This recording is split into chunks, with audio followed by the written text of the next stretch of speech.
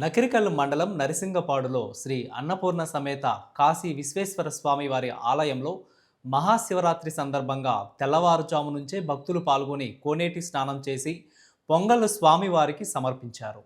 రుద్రాభిషేకంలో మధ్యాహ్నం జరిగినటువంటి కుంకుమార్చనలో మహిళా భక్తులు అధికంగా పాల్గొన్నారు. నల్గొండ జిల్లా దేవరకొండ సివిల్ జడ్జి కమ్మవరపు వెంకటసాయి హరీష్ బాబు ప్రత్యేక పూజల్లో పాల్గొన్నారు. సాయంత్రం పూట జరిగిన శాంతి కళ్యాణ మహోత్సవంలో తెల్లవారుజామున 5 గంటలకు విశ్వరూప సందర్శనం జరిగింది. ఈ కార్యక్రమంలో భక్తులు అధిక సంఖ్యలో పాల్గొని స్వామివారి తీర్థ ప్రసాదాలు స్వీకరించి ఆశీస్సులు పొందారు.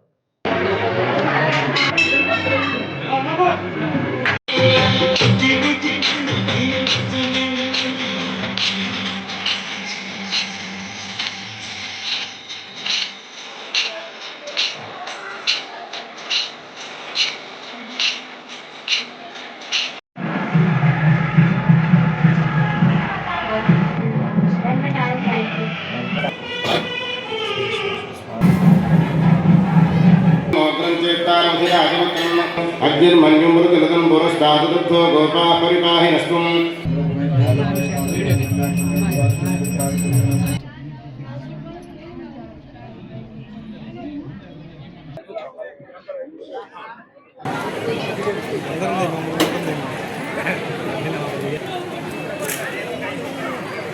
జగత్తుకే మాతాపితరులైనటువంటి పార్వతీ పరమేశ్వరులు స్వయంభూగా వెలిసినటువంటి క్షేత్రం మన నరసింగపాడు క్షేత్రం.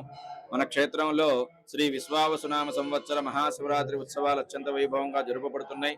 ఈ రోజు మహాశివరాత్రి సందర్భంగా ప్రాతకాలం నుంచే భక్తులు విశేషంగా తరలివచ్చి మన కోనేటిలో పుణ్యస్నానాలు ఆచరించి పొంగళ్లు పెట్టుకుని స్వామివారికి జరిగేటటువంటి రుద్రాభిషేక కార్యక్రమాల్లో మధ్యాహ్నం జరిగినటువంటి కుంకుమార్చన కార్యక్రమంలో మహిళా భక్తులు విశేషంగా పాల్గొన్నారు. అలాగే ఇప్పుడు సాయంత్రం ప్రదోష సమయంలో స్వామివారికి దివ్య లీలా శాంతి కళ్యాణ మహోత్సవం అత్యంత వైభవంగా జరుపబడుతుంది. అలాగే రాత్రి 11 గంటల నుంచి తెల్లవారుజాము వరకు కూడా లింగోద్భవ కాల మహాన్యాసపూర్వక ఏకాదశి రుద్రాభిషేకం ఏకాదశ ద్రవ్యములతోటి ఏకాదశ కలశములతోటి జరుగుతుంది.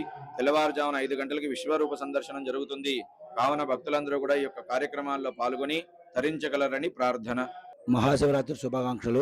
మహాశివరాత్రి సందర్భంగా మన శివాలయంలో అన్ని ఏర్పాట్లు ఎటువంటి ఇబ్బంది లేకుండా, అన్నదానం కానీ మంచినీళ్ళు కానీ ఎటువంటి ఇబ్బంది లేకుండా, క్యూ లైన్ కాడ కానీ ఎటువంటి ఇబ్బంది లేకుండా అన్ని ఏర్పాట్లు చేశాము. భక్తులందరూ వచ్చి స్వామివారిని దర్శించుకోవాల్సిందిగా కూర్చున్నాము.